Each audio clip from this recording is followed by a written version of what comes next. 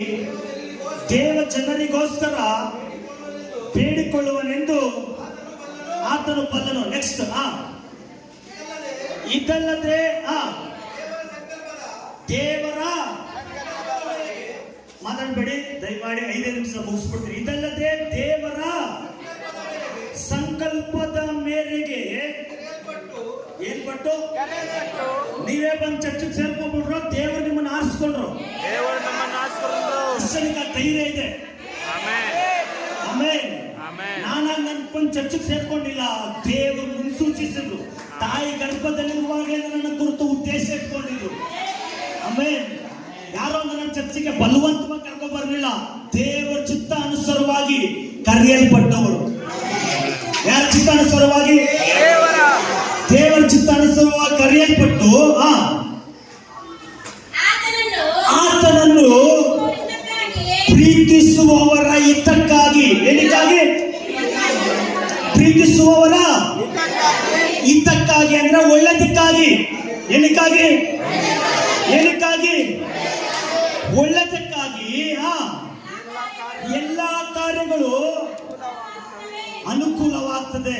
ಆಮೇಲೆ ನೀನ್ ದೇವರು ಪ್ರೀತಿಸೋದ್ರಿಂದ, ದೇವರು ನಿನ್ನ ಆರಿಸ್ಕೊಂಡಿರೋದ್ರಿಂದ ನಿನಗಾಗುವುದೆಲ್ಲ ನಿನ್ನ ಒಳ್ಳೆದಕ್ಕೆ. ಏನಕ್ಕಾಗಿ? ಹೇಳಿ, ಒಳ್ಳೆದಕ್ಕೆ.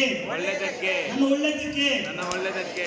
ಆಮೇಲೆ ಈ ದಿನಗಳಲ್ಲಿ ಬಹಳ ಹೋರಾಟ, ಬಹಳ ಸವಾಲುಗಳು, ಬಹಳ ಈ ಸೇವೆನ ಬೇಡ ಅನ್ನೋ ತೀರ್ಮಾನ ಬಹಳ ಕಷ್ಟ ಇರುವಾಗ ದೇವ್ರಿಗೆ ವಾಕ್ಯ ಕೊಟ್ಟರು.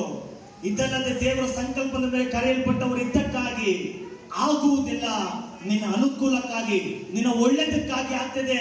ಸೋತೋಗ್ಬೇಡ, ಕರ್ತನಲ್ಲಿ ಬಲ ಹೊಂದ್ಕೋ. ಕರ್ತನ ವಾಕ್ಯದಲ್ಲಿ ದೃಢವಾಗಿರುತ್ತ ದೇವರು ನನಗೆ ವಾಕ್ಯವನ್ನು ದಯಪಾಲಿಸಿದ್ರು. ನಾವೆಲ್ಲರೂ ದೇವರಿಂದ ಕರೆಯಲ್ಪಟ್ಟವರು. ಯಾರಿಂದ ಕರೆಯಲ್ಪಟ್ಟವರು? ದೇವರಿಂದ ಕರೆಯಲ್ಪಟ್ಟವರು. ನಾವೇ ಓಡ್ಬಂದು ಸೇರ್ಕೊಂಡವರಲ್ಲ. ಆಮೇಲೆ ದೇವರು ಸುವಾರ್ತೆ ಮೂಲಕವಾಗಿ, ಆತನ ರಕ್ಷಣೆ ಮೂಲಕವಾಗಿ ನಮ್ಮೆಲ್ಲರೂ ದೇವರು ಆರಿಸಿಕೊಂಡಿದ್ದಾರೆ. ಆಮೇಲೆ ಈಗ ದೇವರ ಚಿತ್ತ ನಾವು ಏನಾಗಿರ್ಬೇಕು? ಏನಾಗಿರ್ಬೇಕಂತ? ಆಶೀರ್ವಾದವಾಗಿರ್ಬೇಕು. ಆಮೇಲೆ ನಿನಗಾಗುವುದೆಲ್ಲ ಒಳ್ಳೆದಕ್ಕೋ ಕೆಟ್ಟದಕ್ಕೋ? ಒಳ್ಳೆದಕ್ಕೆ. ಆಮೇಲೆ ಒಂದ್ಸಾರಿ ಪಕ್ಕದಲ್ಲಿ ನೋಡಿ ಹೇಳ್ತೀನಿ, ಒಳ್ಳೆದಕ್ಕೆ.